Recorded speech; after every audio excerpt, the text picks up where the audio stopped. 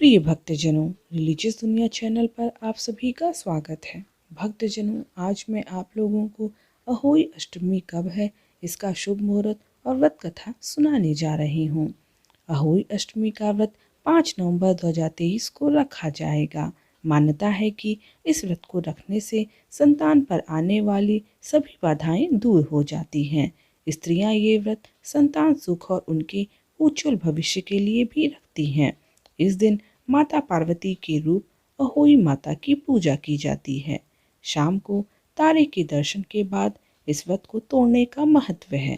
कहते हैं कि अहोई अष्टमी के दिन व्रत कथा सुनने मात्र से संतान संबंधित हर कामना पूरी होती है।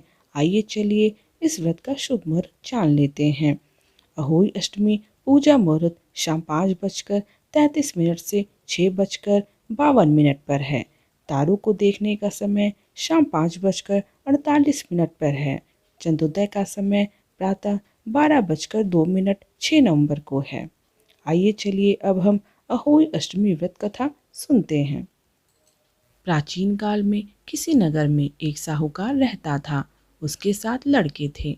दीपावली से पहले साहूकार की स्त्री घर की रंगाई के लिए मिट्टी लेने खदान में गई और कुदाल से मिट्टी खोदने लगी।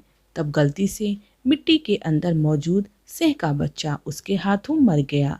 अपने हाथ से हुई हत्या को लेकर साहूकार की पत्नी को बहुत दुख हुआ। वो पश्चाताप करती हुई अपने घर लौट आई। कुछ समय बाद साहूकार के पहले बेटे की मृत्यु हो गई। अगले साल दूसरा बेटा भी चल बसा। इसी प्रकार हर वर्ष उसके 7 बेटों का निधन हो गया।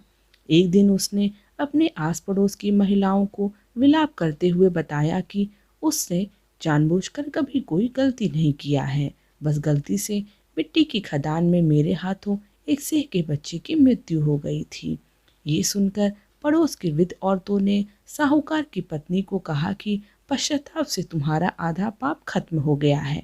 अब तुम कार्तिक माह के कृष्ण पक्ष की अष्टमी के दिन सिंह और सिंह के बच्चों का चित्र बनाकर उनकी आराधना करो और क्षमा याचना करो। इससे तुम्हारे सारे पाप धुल जाएंगे। साहूकार की पत्नी ने ऐसा ही किया।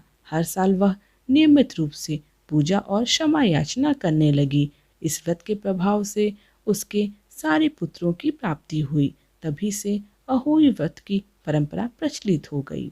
प्रिय भक्तजनों, आशा करती हूँ कि मेरे द्वारा सुनाई गई अहोई अष्टमी व्रत कथा आप लोगों को पसंद आई होगी। अगर पसंद आई तो कृपया इस वीडियो को लाइक, शेयर और सब्सक्राइब करना मत भूलिएगा। धन्यवाद।